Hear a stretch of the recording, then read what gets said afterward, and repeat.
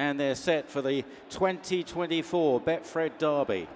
And they're off. City of Troy right on the inside in the dark blue jacket. Where is Ryan Moore going to find himself at the end of the first furlong or two as Euphoric, his stable companion, dashes forward, the son of Frankel, with Los Angeles into second. Aidan O'Brien 1 and 2 setting a fast early pace, followed by Dallas Star. Ancient Wisdom not far behind these with Bellum Justum. On the outside, Table Took, Ambiente Friendly in the yellow, and we've lost one. One of them has unseated the rider.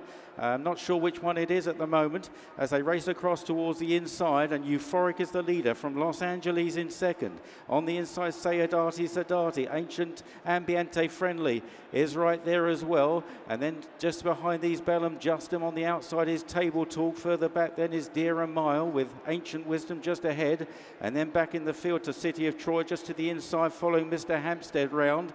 As they head up the hill, Dallas Star is handy. Out the back, God's Window with Dancing Gemini. And also towards the outside, or the inside then, is Cambu in the red cap and Macduff as they race on towards the top of the racecourse. And the one that went looked as though it was Voyage. Voyage unseated Pat Dobbs in the early stages and racing round the top turn now inside the final 6.5 furlongs, and Euphoric leads the way to Los Angeles, followed by Sadati on the inside of Dallas Star, then Mr. Hampstead, Ambiente Friendly and Ancient Wisdom moving up a little bit in the Godolphin blue jacket. They're followed then by, on the inside, Mr. Hampstead of Table Talk out wide, Macduff away back, then City of Troy, dark blue jacket. Ryan Moore's trying to angle for a bit of a run, getting off the inside from God's Window, then Cambu, Dancing Gemini and the nose banded Dear a Mile. They're preceded by the Loose Horse Voyage as they run round Tattenham Corner, and it's still Aidan O'Brien 1 and 2. Euphoric from Los Angeles, who's well positioned. They're chased by Dallas Star, by Sadati, Ancient Wisdom. Ambiente Friendly is travelling very well, yellow with the black striped sleeves, and City of Troy now coming through under Ryan Moore. He's found a great seam as they run down the straight, and City of Troy has quickened up very well to lead, but Ambiente Friendly trying to challenge as long as the Loose Horse doesn't get in the way. Then Los Angeles, City of Troy leads the way in the Betfred Derby from Ambiente Friendly and Los Angeles, racing inside the final furlong. City of Troy by 2 lengths to Ambiente Friendly, then Los Angeles. What a comeback here by City of Troy. City of Troy bouncing back 3 lengths clear, a brilliant win in the Betfred Derby. What a training performance by Aidan O'Brien. He came right away, passing the line. Ambiente Friendly in second. Then fighting out for third, Los Angeles and Sadati, Dare a Mile. And then Dancing Gemini from Bellum Justum, Ancient Wisdom. Further back, Euphoric.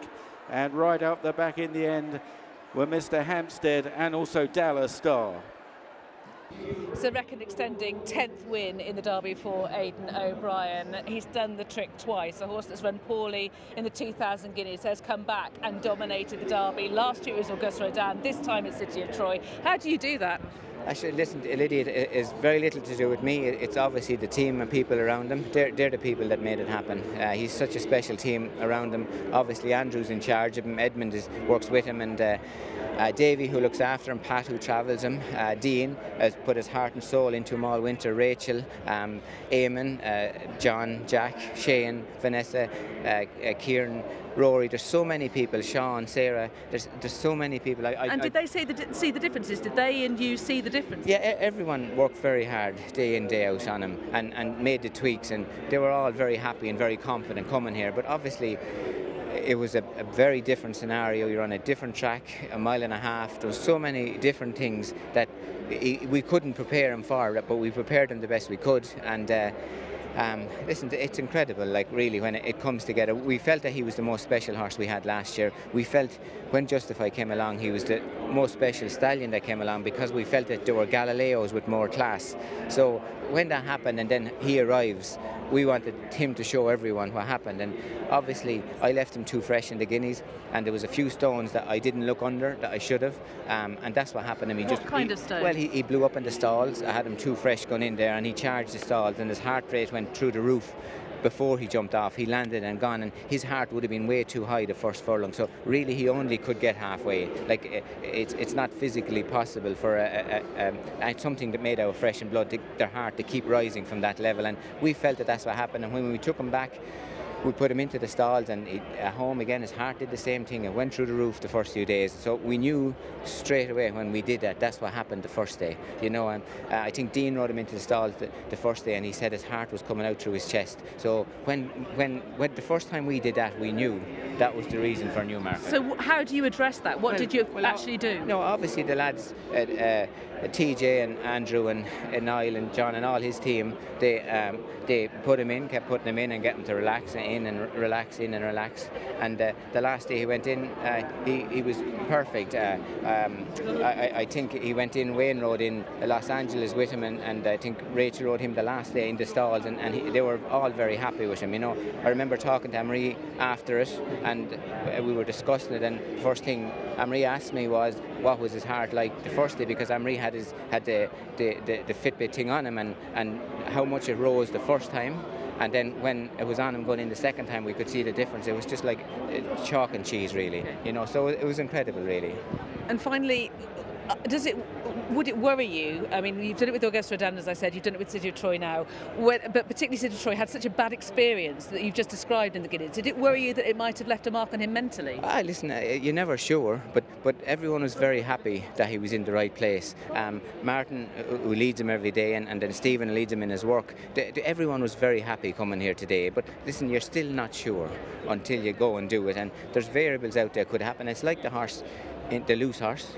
What was going to happen? Like, obviously we had two horses in the race that were going to get the trip very well. We felt that Declan's horse was going to stay very well, and Wayne's horse. So like, we were happy that it was just going to be an even, a properly, genuinely run race. So if that happens, usually the best horse gets a clear run and happens. It wasn't going to be a false pace.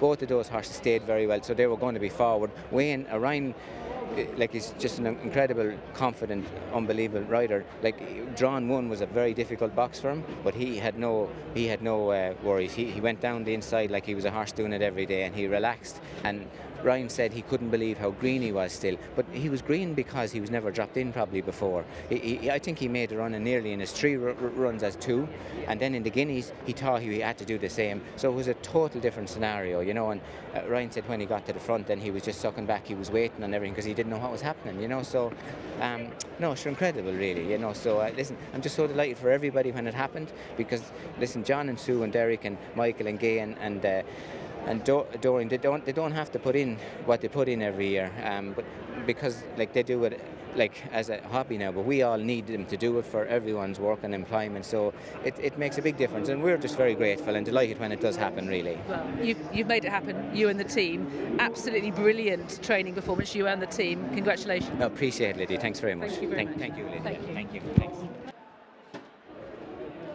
It's a fabulous fourth derby for Ryan Moore on City of Troy. Many congratulations. We heard extensively from Aidan after the 2000 Guineas all the things that he felt accounted for that performance. From your perspective, right from when you first got on board him, what was different about today?